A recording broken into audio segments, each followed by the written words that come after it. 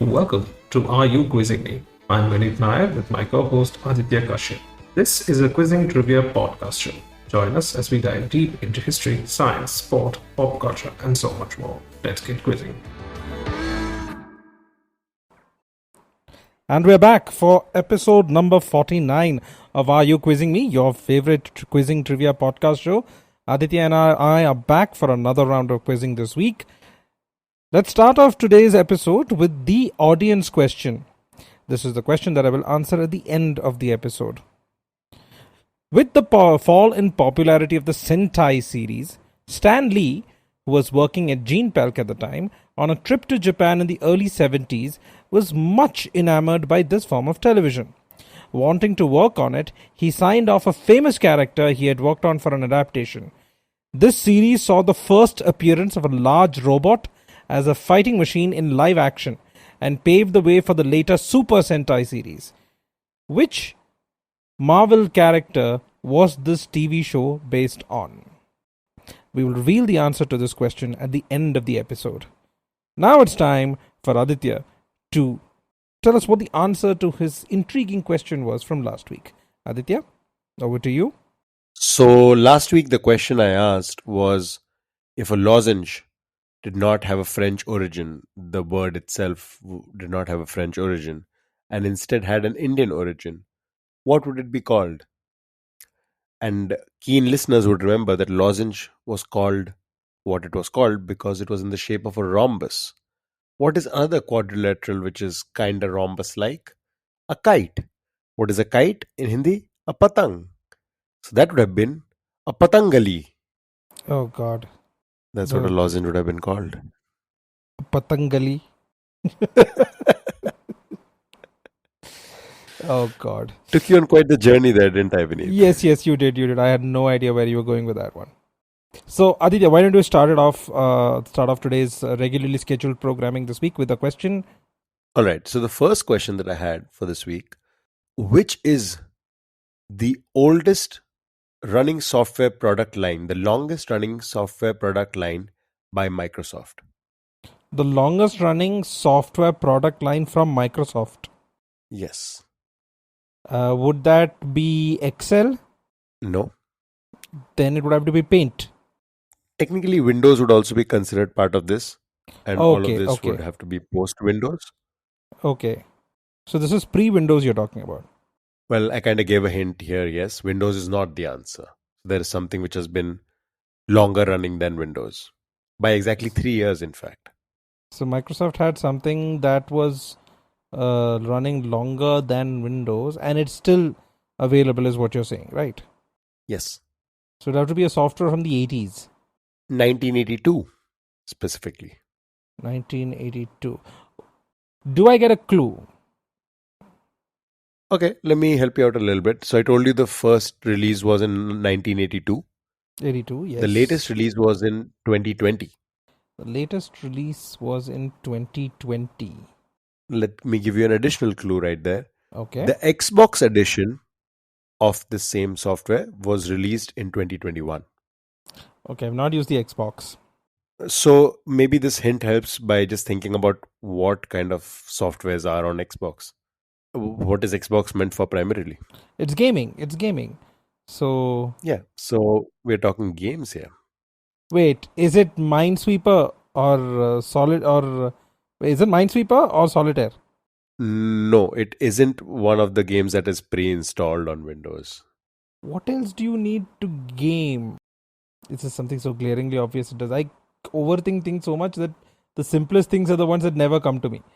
No, not necessarily. This isn't very glaringly obvious. It is just a lovely piece of trivia, which is why I wanted to pose it as a question. I'm not even sure if you would have used this software or played this game, Oh, okay. but I'm pretty sure you've heard of it. What else does Microsoft... Like, I have played a lot of games that come pre-installed with Microsoft. I Because don't think especially- this ever came pre-installed. This never came pre-installed but was sold by Microsoft. Wow. Any other clue? Okay. Genre of game, at least. Let us go a little bit into description, which should hopefully give you a clue as to the genre as well. So this particular game began as a set of articles written by Bruce Artwick in 1976 about a 3D computer graphics program. When the magazine editor said that subscribers wanted to buy the program, Artwick set to work to create it and incorporated a company called Sublogic Corporation in 1977. The company began selling this particular game for several computer platforms, and then there is a list of platforms: 880, Altair 880, IMSAI 880, so on and so forth. And finally, the version released by Microsoft, the definitive first version, was in 1982. An article on 3D basically said it's a 3D game. 3D computer graphics, yeah. 3D And back then computer there weren't a lot graphics. of those. It's a simulator. That's the last clue I'll give you. Oh my god, this is the Microsoft, the aircraft simulator one. I'll give you that. Yeah, it's the right answer. Microsoft Flight Simulator is what Flight it's called. simulator, yes. Oh my god, that's from 1982. It was insane to me, the fact that that's the oldest continuously running software product line by Microsoft, and it is as old as 1982. I wonder what the 1982 version looked like. Yeah, it was for the 16-bit computers such as the IBM PC, which was still in development at that point. So it wouldn't have been exceptional by any means, but it was definitely a simulator. Yeah, and over time they have added new aircraft types, augmented scenery. They Yeah, also in 2000 and 2002 versions introduced two editions, standard and professional. So they have developed it to a decent level, I'd say. And Flight Simulator in 2020 was just called Flight Simulator. wow. The latest one that will be released, which will be next year, is called Flight Simulator 2024. Nice. Yeah. Okay, that was a complete TIL for me. No idea, no clue that it is what now. It's 40 years old. My God, yeah, it's 40. It's more than 40 years old. Okay, Yep. so my question is something along the lines of what I've asked in the previous couple of episodes. Right? It's a simple question. I am not going to give you too many clues on this. The United States Air Force is the largest air force in the world. Which is the second largest? The United States Air Force is the largest air force in the world. Yes. Which is the second largest? Is it the US Navy? Why do I even bother? I was hoping you'd go to Russia or China or somebody before I had to bring you back. But yes, it is the US Navy. You should really at least do some ahs or something so that people listening to the podcast will at least have something to do. It's going to be very annoying to them if you can just get to the answer so quickly. It's very bad of you, Aditya. Yes, it is. The US Navy has enough aircraft to be classified as the second largest air force in the world. That was fast. Right. And it's all your fault. I realized this because I think when Top Gun came out, I went down a rabbit hole. And, Okay. Yeah, so that's where I encountered a fact like this. So, questions up to you now. All right. Ooh, this is one of my favorite type of questions: an accidental discovery, an accidental invention. Okay. So let me tell you a little story and tell me what came out of this incident. Okay. In the late 1930s, Swiss physicist Walter Jaeger attempted to invent a sensor for poison gas. He expected the gas entering the sensor to bind to ionized air molecules and thereby alter an electric current in a circuit of the instrument. However, his device did not achieve its purpose as small concentrations of gas did not affect the sensor's conductivity. Frustrated, Jaeger then did something and was surprised at an unexpected result. What did he do? If you want to take a guess, and subsequently, what invention came out of this incident? Walter Jaeger poison gas sensor, but the poison gas did not change. And this is what year? In the late 1930s. The late 1930s. He wanted to make a poison gas detector. The sensor didn't work. So he did something to the sensor which then made it do something else. The poison gas was supposed to create a molecule which would interrupt the electricity supply, right? That was what it was supposed to do. Yes. This is much too late for the cathode ray tube or anything, right? It's not that. I don't think it's that. Yeah, it isn't. It isn't. Instead of getting caught up in the technical aspect of it, I would advise you think about what could Jaeger have done in his frustration. In his frustration, he threw it. He broke it. Fair enough. That would be the first instinct, but no, not destructive. At least not destructive to the device. Okay. You already perhaps a little destructive to himself. He tried to breathe in the poison gas and kill himself because he failed the test. What is he, Japanese? Oh, no. Walter Jaeger was not that intense about his work, but he was frustrated and he needed to calm down. So what could he have done? Wait, is this okay? This is a fire alarm. This is one of those smoke detectors. He lit a cigarette and he realized that the instrument registered a drop in current. And that's how a smoke detector came to be. Very nice, very nice. Did you know that many smoke detectors have a small amount of radioactive material in them? Oh, I did not know that. Not here. I mean, I don't know if that's still the case, but apparently in the past, smoke detectors were known to have a tiny amount of americium, I think it was. Tiny amount of radioactive material. And I read somebody scavenging hundreds of these to get enough material to do something. I remember reading it vaguely when I was a kid. But nice, very nice. Interesting. Yeah. Just to give some additional information, by the way, there were some fire alarms that were patented earlier. So in 1890, there was an automatic electric fire alarm that was patented by an associate of Thomas Edison, actually, Francis Robbins Upton. In 1902, George Darby patented the first European electrical heat detector in England.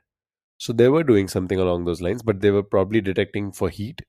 And Jaeger and his little mishap and accident guided us towards smoke detection instead.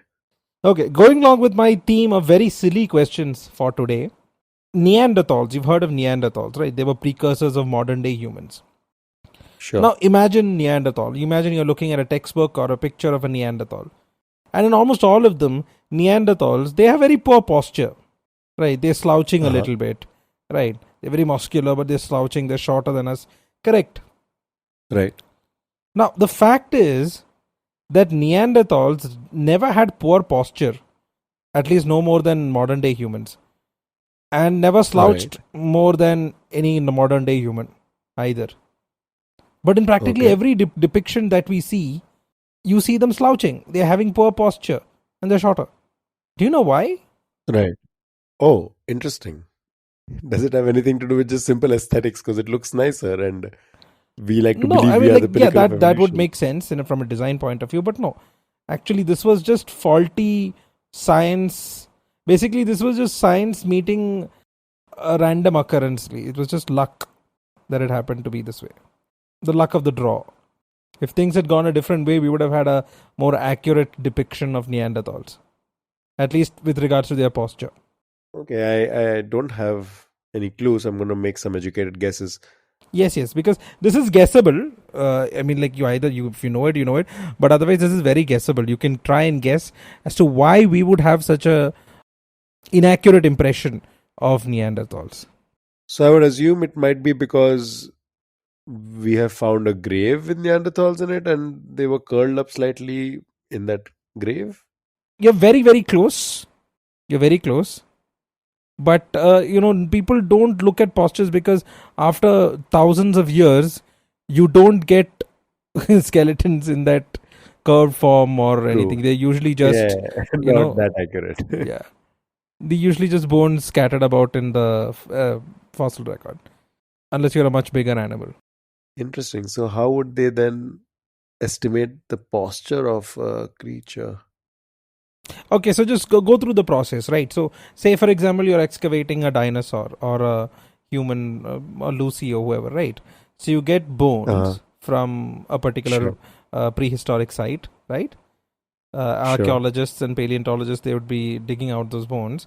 The bones will be taken to a museum and then cleaned. And what's the next thing they do after you get like a number of bones?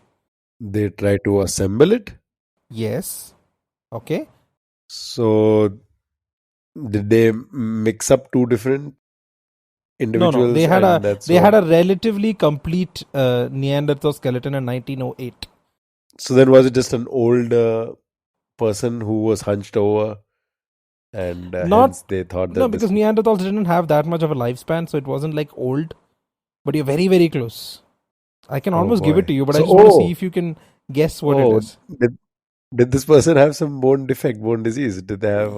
I'll give it to you. Yeah. So the first relatively complete Neanderthal skeleton found in 1908 just happened to be one that suffered from arthritis. Oh no! Oh, that is just so bad for the entire species. Yeah. So because although sometimes depicted as having poor posture, and in most pictures they're shown as slouching a little bit, Neanderthals did not slouch any more than humans did today. It's just the luck of the draw that the first relatively complete skeleton we found happened to be one that suffered from arthritis. I'm imagining that particular Neanderthal's mom just telling him that sit upright properly. You're going to ruin your posture. He ruined it for the entire species, not just for himself. No, but I guess it'll be more of like grunts, because I don't think they had language. Vinny, don't ruin my joke with your technical expertise. unless you put them in the Flintstones world with a Winston cigarette. Yeah, exactly. With the Winston cigarette, yeah. Yeah. So all my questions are like this today. Cool. All are very silly questions, so be prepared. I love them. I already love them so much. Okay. Next one from you. Take the baton. Since we are talking about silly questions, here's a really silly one, which you'll only realize once the answer is revealed. Okay. There is a 2023 song, a song from this year, called Zanam. And this is by a Serbian singer-songwriter, Teodora. Okay. The song's title roughly translates to My Nightmares. Okay. It is about the expression of longing, pain, and rejection, with the narrator feeling trapped and unloved. The 3-minute long song emphasizes her despair and her dreams of a better life as she believes her fate is cursed.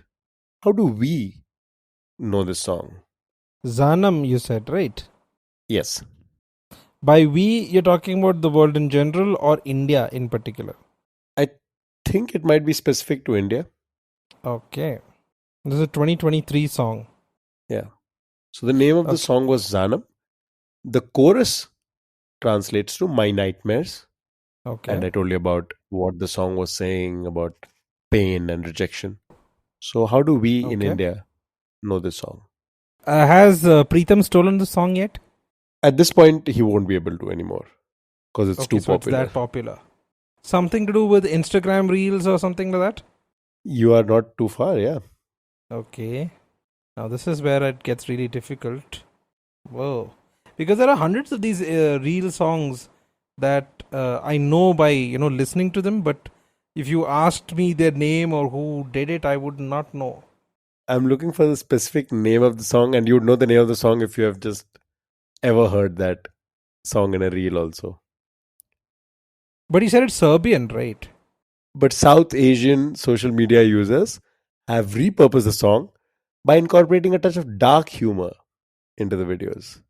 Dark humor in the videos. Did not prepare too many clues for this. This is a repeating word. It's a word repeated twice. A 4-letter word repeated twice. Oh, it's not Zanam repeated twice. No. Zanam is just the name of the song, but the chorus is what the South Asian community has made into a viral trend. Word repeated twice. And it starts with the letter M. You shouldn't really give clues like this. It just really makes me feel stupid. Okay, starts with the letter M and repeated twice. At this point, the listeners have figured it out, I must tell you. Yeah, I'm fairly sure of that. Nope, you'll have to tell me what this is. I have no clue. Okay, Vineet, I'm gonna, in my husky voice for the week, I'm gonna try and sing it for you, okay? Yes, yes, It please. goes, Moe, moe, moe, moe. I do not see any Uh, recognition in your eyes. Oh my God, I'm so disappointed in you, Vineet, right now. yeah, no, You have not encountered moe, moe? the Moi Moi sounds familiar, but I can't place it anywhere. Now, am I really Okay. outing myself as a Philistine when it comes to social media, which I am actually, but still. You are, you are. Oh my Moi God. Moi. Okay. I honestly just asked this because you said you are really into the reels and memes culture. That's why I was like, Yeah, oh, no, Vineet will basically, really I just get go this. down these rabbit holes while I just, keep swiping and I keep listening. But most of them is just to kill time. Like while I'm doing something really boring or I just need a break to, clear my head, I just keep doing that, just keep scrolling. Most of the time, I'm not even paying attention to what they're saying or what they're doing. Unless it's like a very funny, something really funny. Here's the note to the listeners. I believe Vineet is flexing right now because he probably has very intellectual reels that show up on his suggested list. Unlike Yeah, us plebs who are entertained by moe moe. I don't yeah yeah no the reels by Reading Room India and things like that are usually show up for me. Okay, I'll tell you the one that I first saw this in, and it might have been viral slightly earlier than that, but I remember the one that caught my attention.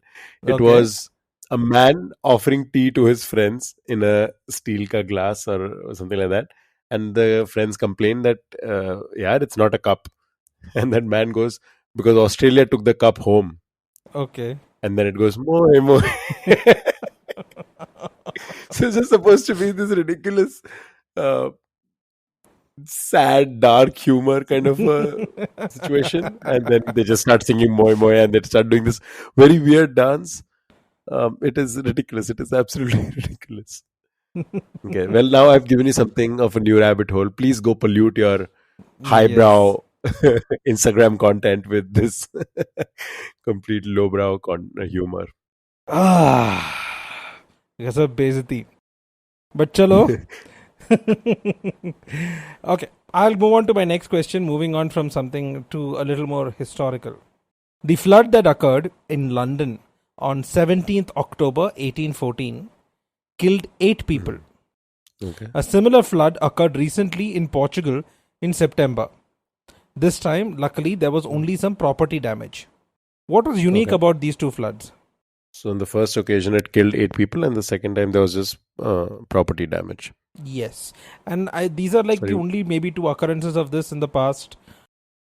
God knows how many years. I couldn't find any other instances. These are the only 2 times that I could find that this kind of a flood happened. And the first time it was in 1814, and it killed 8 people. And then recently in Portugal, but this time there was only property damage. So what was unique about these 2 floods? Sorry, first time was 1814. A 1814, yes. So that would be during the And this was Regency in period. That was in London. So there's a good London. And chance the this may second show up in instance was? Bridgerton, by the way. Oh, interesting. And the second instance was? Recently in September of 2023 in Portugal. Oh, They're not exactly the same, but they have something very much in common. wow. I cannot even think of what this might be. I have no clue right now. Okay, so the only clue I can give, because there aren't many clues I can give for this without giving away the answer, let's just say that these were man-made floods, technically speaking. Man-made floods. I mean, those aren't uncommon. What with dams and all that? Does it have anything to do with the dam? Nothing to do with dams, nothing to do with dams. And also, I can give you an additional clue that it wasn't raining at all. Well, no more. It is London in October, so no more than usual anyway. Okay. I don't even know how this would be possible, but does it have anything to do with the groundwater? No, nothing to do with groundwater. Okay. Oh, was this not a water flood? Was it some other liquid that was flooding? Okay, closer. Oh wow. I have no clue where to go from this though. Did a wine cellar flood? You caught it. So these are both floods caused by alcoholic beverages. Oh wow, okay. So the London beer flood, and this is a real thing, the London beer flood was an accident at Mew and Co's Horseshoe Brewery, London, on 17th October 1814. It took place when one of the 22-foot tall wooden vats of fermenting porter burst. The escaping Okay. liquid dislodged the valve of another vessel and destroyed several large barrels. Between 128,000 and 323,000 imperial gallons, which is roughly around 580,000 to 1.5 million liters of beer were released in total. Wow. The resulting wave of beer destroyed the back wall of the brewery and swept into an area of slum dwellings known as the St. Giles Rookery. 8 people were killed. The brewery was nearly bankrupted by the event, and it avoided a collapse after a rebate from the HM excise on the lost beer. This is when the brewing industry stopped using large wooden vats. Now, in September of 2023, something similar happened in Portugal when roughly 2.2 million liters of wine poured out of two burst tanks at Destileria Levira. You can actually see videos online where there's a river of wine coursing down a hilly street. It just caused some property damage. This time nobody died. So these are the only 2 occurrences I could find of alcoholic beverages causing a flood. Oh, okay. That I'm surprised that these are the only 2 instances, though. Yeah, because I don't think anybody You would else was imagine. crazy enough to make such huge vats. Nah. Like if you have a few barrels, it'll just cause a small. Some basically beer or water would just flow down the street. That's it. We're talking about 1.5 to 2 million liters bursting at once. Well, Vineet, we're also talking about the human race and alcohol, and those 2 normally don't result in the most Yeah, no, I sane do of agree with decisions. that. I do agree with that. The thing is, by the time we were able to create alcohol or produce it in such large quantities, the 1814 flood happened, right?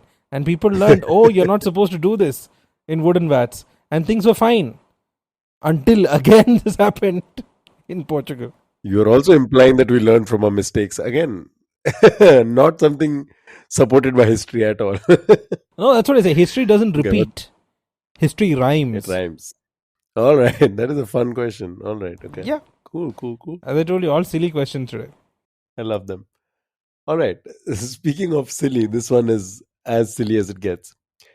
Christopher Nolan's Dark Knight Hmm. was in Turkey sued by the mayor of a city. His name was Hüseyin Kalkan. This particular mayor wanted to sue the movie for royalty. Why was he trying to sue the movie? Because the town was called Batman. Oh, Vineet, I had like a whole list of hints prepared for this. No, I knew this one. Okay. Actually, I should have prefaced with the fact that this is a question that was given to me by a listener, a very recent listener. Oh, nice. Came on board very recently. Yeah, Anvesha, a friend of mine, who does not listen to podcasts at all, decided to give us a listen, and she thought that this would be a fun little piece of trivia. So clearly not something that Vineet was unaware of. And for the benefit of our listeners, Batman is the name of a city, the capital of Batman district in Batman province in Turkey, and it is situated near the Batman River. Now, I'm not sure if it is pronounced Batman. It could be Yeah, pronounced I don't slightly think so either. differently, but it is spelled in English as Batman.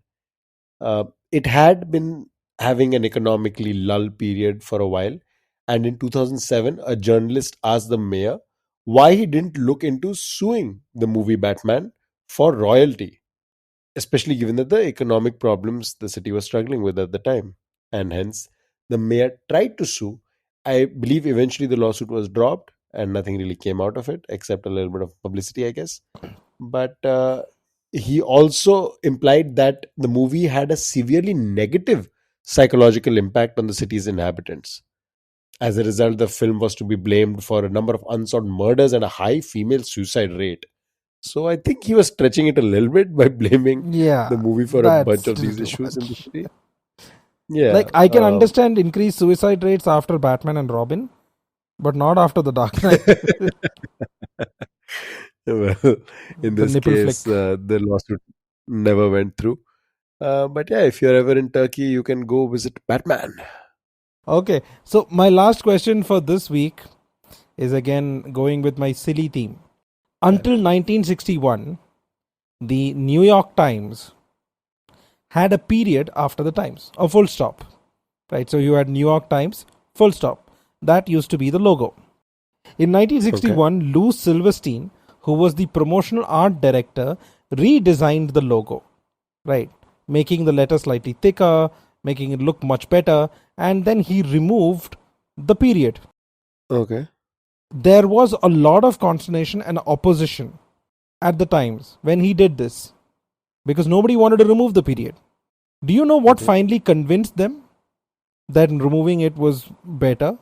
Oh, was this a specific news event that happened? No, nothing related to the news. This was completely internal and nothing to do with This design. would seem okay. This would seem completely absurd, but would they save a lot of money because they were not printing the period? Yes, not a lot of money, at least with some money. So there was a lot of opposition until the production manager came up with the calculation that eliminating the period would save some $600 a year. Wow, that In is ink. not insignificant. That's No, pretty $600 a year, $600 in 1961 roughly calculates cool. to just over $6,000 a year now.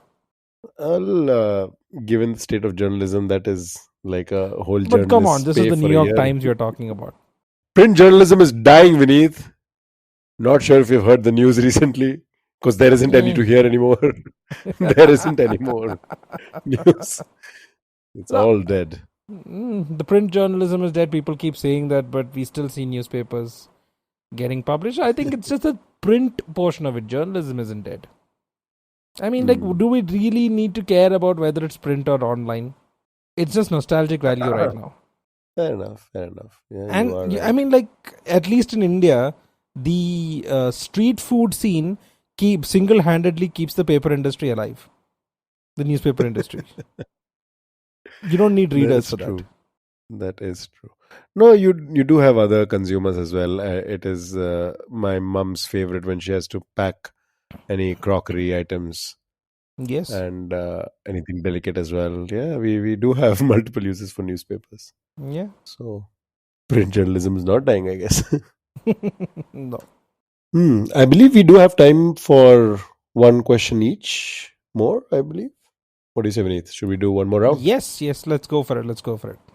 Okay, so are you aware of a gentleman by the name of Jim Henson? He was the animatronics and puppeteer person, right? He used to make these models and animals for movies. Get out. Like, how do you know such things? Where is the brain space to keep all this information? I thought that was common Fine. knowledge. I don't know I Moi did not Moi, know it. but Fine. I know Jim Henson. You have dated yourself. Okay. Yeah. So Jim Henson, born in 1936, passed away in 1990, was an American puppeteer, animator, cartoonist, actor, inventor, and filmmaker who Yeah. achieved worldwide notability as the creator of the Muppets. He is obviously very well known in that particular field and a significant achievement of the creator of Muppets. Now, Jim Henson owned a Lotus Eclat, the car Lotus Eclat, which was stolen in 1979 and used in a bank robbery. However, the police quickly apprehended the robbers and managed to retrieve the car. Why was that the case? Did the robbers use like Muppet masks that were in the car? No. They did not use Muppet masks, or they did not make any intentional reference to the Muppets. But there was an unintentional giveaway right there. Wait, did he have like a vanity plate on his car where the plate read like Muppets MPPTS or something like that? I'm not sure what the vanity plate read, but no, in this case, it wasn't the vanity plate. Okay, not that either. Okay. Yeah, and I would also imagine any bank robber worth his salt would at least try to alter the nameplate of the car that he has stolen. So, no, in this case, it wasn't the number plate of the car. He stole his car, which was a Lotus. What was the model you mentioned? A Lotus Eclat. Okay, a Lotus Eclat. They stole it, Yeah. used it in a bank robbery, but then they were caught very quickly. So the connection obviously is to do with Jim Henson. Jim Henson, yes, yeah. Because the first thing would obviously being his car, he would have something Muppety or puppetry related in it. So maybe they use that, but you said it's not that. The other thing would be, but the car would be instantly identifiable. Was it? Did he have some kind of decal on the roof, which they didn't notice, but was visible from a helicopter? Something a lot more basic. Yeah, this is the problem. That every You should car ask things has. you should ask questions where I can overthink stuff. Should never ask something simple. Okay, let me help you out a little bit over here. It is not the easiest to crack, at least with the information I've given you so far. Car, and Henson was known to be a car enthusiast. The car had a nickname called Carmit that people and fans have given a name much later. It was called Carmit. It was bright green in color.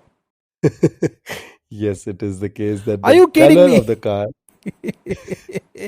was custom painted to a shade of green to mimic Kermit the Frog. And also the headlight had stickers which looked like Kermit the Frog.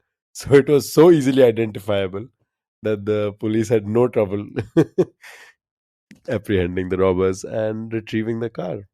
You know what I find really ironic was that a few minutes ago, and listeners, you can rewind, and Aditya himself said, I think any bank robber worth his salt would at least change the license plate. You think that this bank robber worth his salt did not notice that he was driving a bright green car? In his defense, he might have thought that a lot of cars are in that color. It just so happened that, hey, listen, he might have been a colorblind bank robber. Yeah, he might have. Even colorblind people can be bank robbers. Yes, I am being ableist. Yes. Okay. Very nice question. I've run out of silly questions for today, so I'm going to ask a serious one. I'm going to give you a list of names. Okay. These are all people who have been granted a particular title. I need you to tell me what title am I talking about. The first one is Henry Schnell from Prussia. Giuseppe Chiara from the then Kingdom of Sicily, now Italy. William Adams from England. Jan Houston van Lodenstein from Habsburg, which would be Netherlands today. So these people have all been granted a particular title. And they were part of a very, very exclusive list. I have not given you all the names on the list, but they are part of a very exclusive list of people. And I need you to tell me what title were they all granted.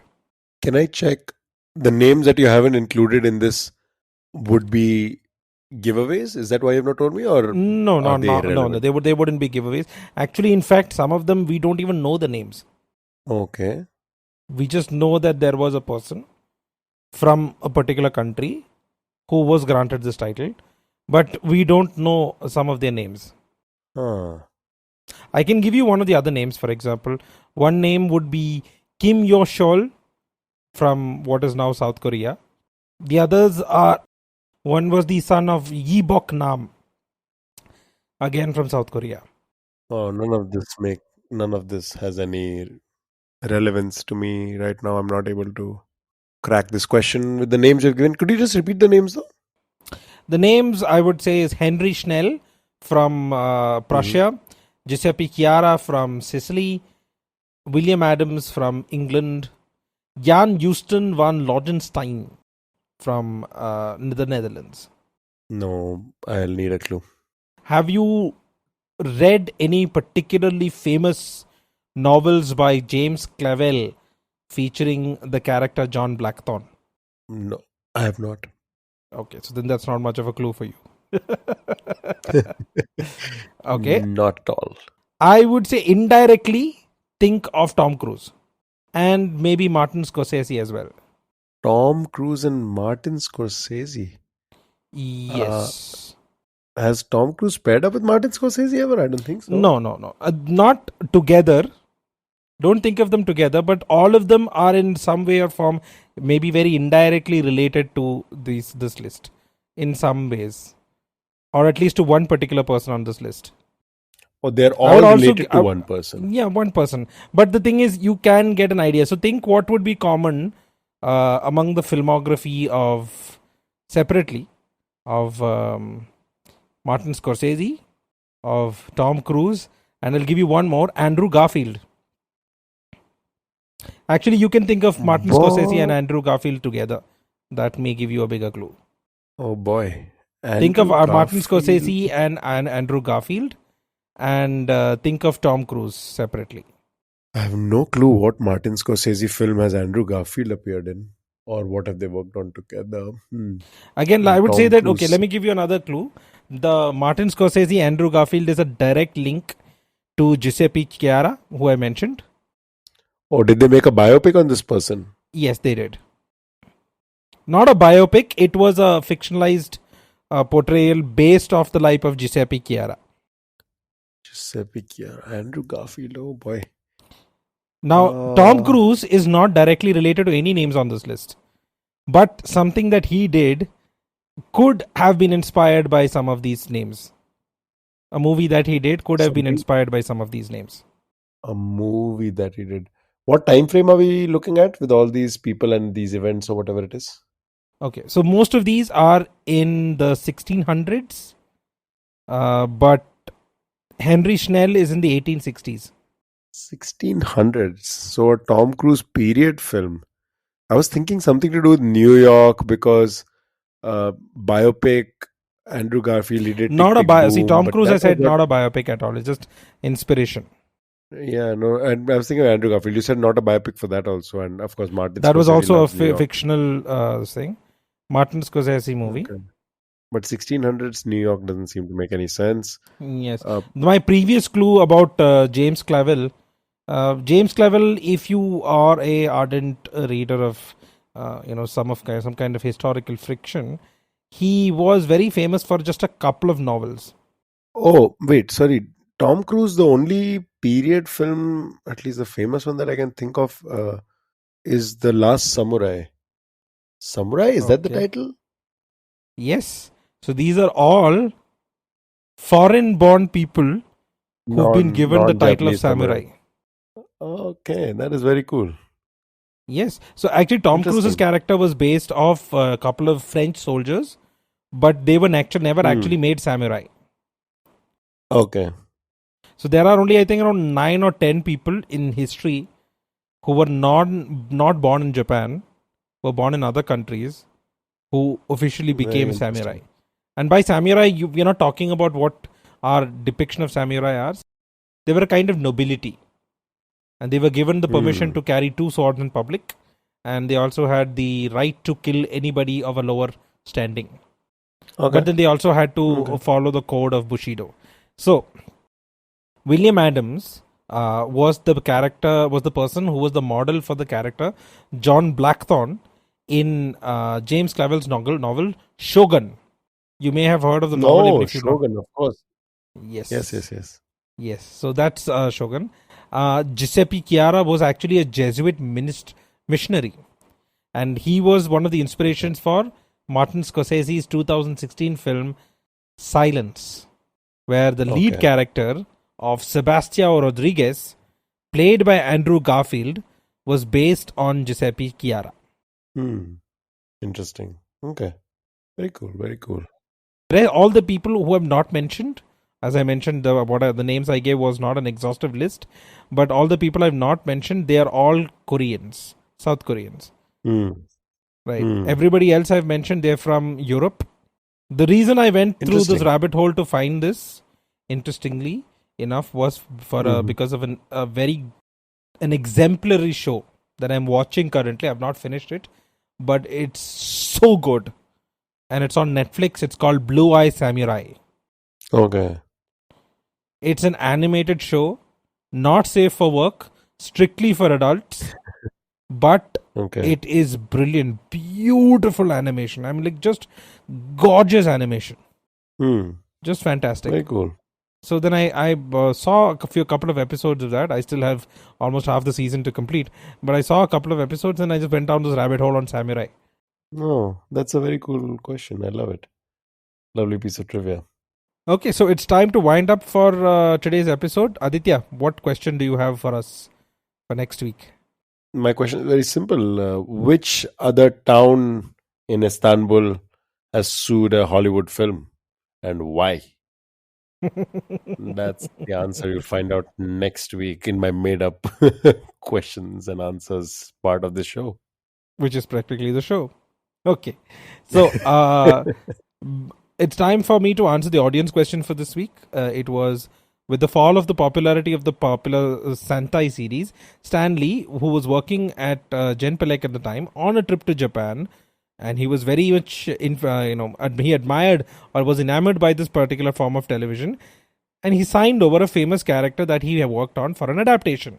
The series saw the first appearance of a large robot as a fighting machine in live action, and paved the way for the later Super Sentai series.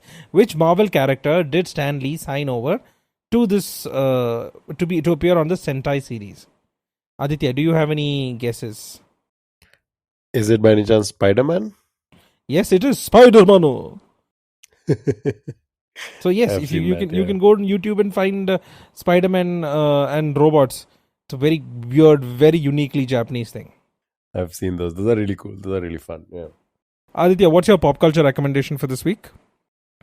Okay, interesting. So you have already given a few. You have given Japanese Spider-Man and this particular Yeah, but those are not Blue-Eyed my official Samurai show as recommendations. well. Blue Eye Samurai is still I've still not finished it, so final verdict is still TBD. But so far, it's an excellent show. I think it's one of the best animated shows I've watched in a long time. Okay, well, very cool. Very cool. You said samurai, so immediately struck a bell. Seven Samurai, fantastic film. Akira Kurosawa. Just a masterclass in filmmaking by the legend himself, Akira Kurosawa. He has done a few films, and samurais do feature prominently in them. Rashomon comes to mind as well. But Seven Samurai is my favorite. So I would highly recommend trying out Seven Samurai. Seven Samurai has been adapted into both Hollywood and Bollywood. Yes. I believe the Bollywood remake was unofficial, if I'm not wrong. But Yes, there is it an was official unofficial Hollywood remake. and wasn't Yeah. very good except for one particular song and a very beautiful Urmila Matondkar. It's China Gate, right? I think that's Yes, the it's unofficial China remake. Gate. Yes, the American adaptation was the Magnificent Seven, which was remade with Denzel Magnificent. Washington recently, and Right.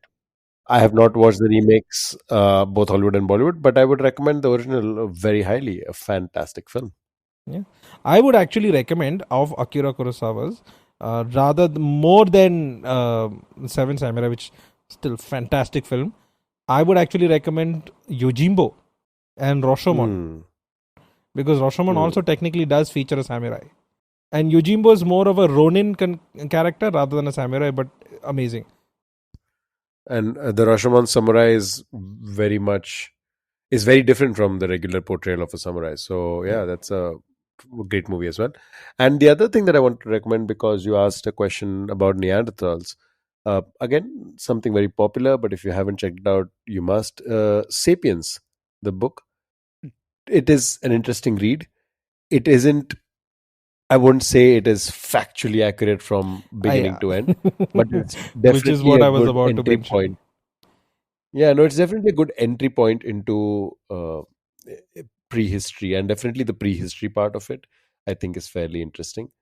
And once you are interested, you can go pursue much more accurate sources of information. But if you haven't, I think it's an easy read and it raises and poses a bunch of fun questions. So yeah, Sapiens, and they released a graphic novel version recently, which was also very good. So both of those worth checking out. Yeah, definitely. As Aditya mentioned, don't let that be your end all. Read the book and then use it as a jumping point to read more about human history. What about you, Vineet? What are the recommendations that are official? My official recommendation for this week is a very weird show, which I have to say comes with a little bit of a caveat if you are Catholic. Okay. So the show is called Mrs. Davis. Mm-hmm. I don't know if you watched it. It may be a little difficult to access here, but you should probably find a way of accessing the show. It's an amalgamation of faith, religion, and science fiction. Okay. If I had to just tease you with one line, a popular social media artificial intelligence tasks a nun to go on a mission to find the Holy Grail. What? And that's just the beginning. It goes bonkers after that. All right. I am sold. I am already sold. Yeah. Okay. Mrs. Davies, find it any way you can try. Any way you can watch it as much as watch it completely from beginning to end. It's just eminently bingeable, eminently watchable, very well written. There are certain portions which may cause Catholics to be a little uncomfortable, but just watch it with an open mind, because at least in my perception of the show is that it has not been done with any kind of disrespect, but in fact it shows faith in a very strong light by the end of the show. So that's all I have to say. That is my official recommendation for this week. Fantastic. And that's all for this episode. Thank you all for listening in. I hope you all learned something new. If you liked what you heard, please subscribe to our podcast and leave us a review on your favorite podcast platform, wherever you're listening to us right now. Our daily stats show that a lot more people actually listen to our podcast than who are subscribed or who have left reviews. And that's by orders of magnitude. So please leave us a review, a 5-star review, and subscribe to us. It helps reach a wider audience, allows more people to discover and enjoy the show. We'd love to hear from you, feedback, suggestions, trivia. If you have any questions that you want asked on the show, please send us a mail at areyoquizzingme@gmail.com with the name of the quizmaster who you intend to ask the question in the subject line. You can also reach out to us on Instagram at areyoquizzingme. We appreciate your support. Look forward to sharing more episodes with you in the future. Thanks again for tuning in, and I hope you have a great day. See you guys next week.